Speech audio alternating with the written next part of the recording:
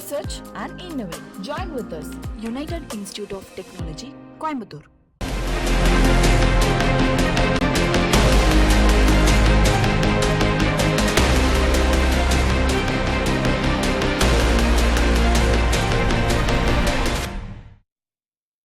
தொகுதி மறுவரையறை விவகாரத்தில் பாஜகவுக்கு அதிமுக துணை போவதாக முதலமைச்சர் மு க ஸ்டாலின் குற்றம் சாட்டியிருந்த நிலையில் தவறு நடந்தால் அதனை எதிர்க்கும் முதல் குரல் தன்னுடையதாக இருக்கும் என எடப்பாடி பழனிசாமி தெரிவித்துள்ளார்.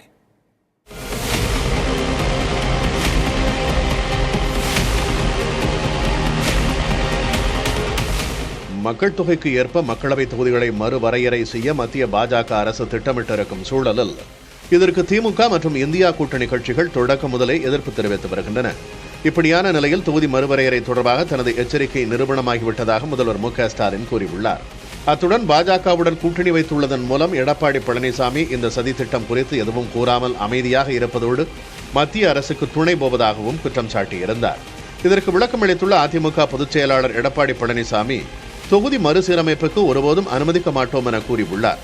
தமிழ்நாட்டு மக்கள் தொகுதி மறுசீரமைப்பு மற்றும் ஹிந்தி திணிப்பு குறித்து தெளிவான மனநிலையில் இருப்பதாகவும் திமுக ஆட்சியில்தான் வேலைவாய்ப்பு, பெண்களுக்கு பாதுகாப்பு இல்லாமல் மக்கள் அவதிப்படுவதாகவும் எடப்பாடி பழனிசாமி குற்றம் சாட்டியுள்ளார். தமிழ்நாட்டின் பிரதிநிதித்துவம் குறையும் சூழல் வந்தால் அதனை எதிர்க்கும் முதல் குரல் தன்னுடையதாகத்தான் இருக்கும் என்றும் அவர் கூறியுள்ளார். எடப்பாடி பழனிசாமிக்கு அமைச்சர் ரகுபதி அளித்துள்ள பதிலில் கமலாலயத்தின் குரலாக பேசுவதற்கு பழனிசாமி வெட்கப்பட வேண்டும் என விமர்சித்துள்ளார். தொகுதி மறுவரையறைக்கு எதிராக ஒரு பேச்சோ எழுத்தோ அதிமுக பதிவு செய்துள்ளதா என வினவியுள்ள அமைச்சர் ரகுபதி, பாஜகவோடு கூட்டணி இல்லை என பேசி வந்த அதிமுக அப்படியே நிலைப்பாட்டை மாற்றி கமலாலயம் பக்கம் வண்டியை திருப்பியது போல தொகுதி மறுசீரமைப்பு விவகாரத்திலும் தன் நிலைப்பாட்டை மாற்றிவிட்டதாகவும் விமர்சித்துள்ளார்.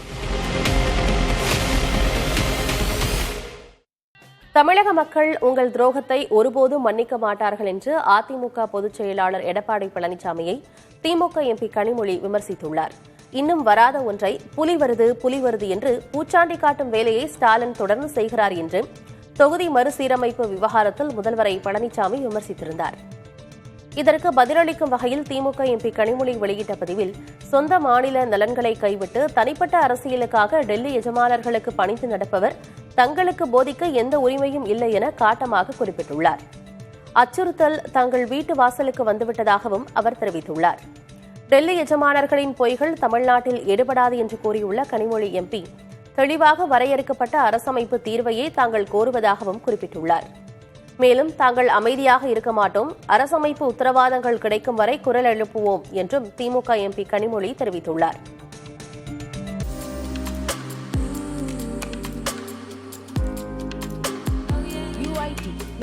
Research and innovate. Join with us.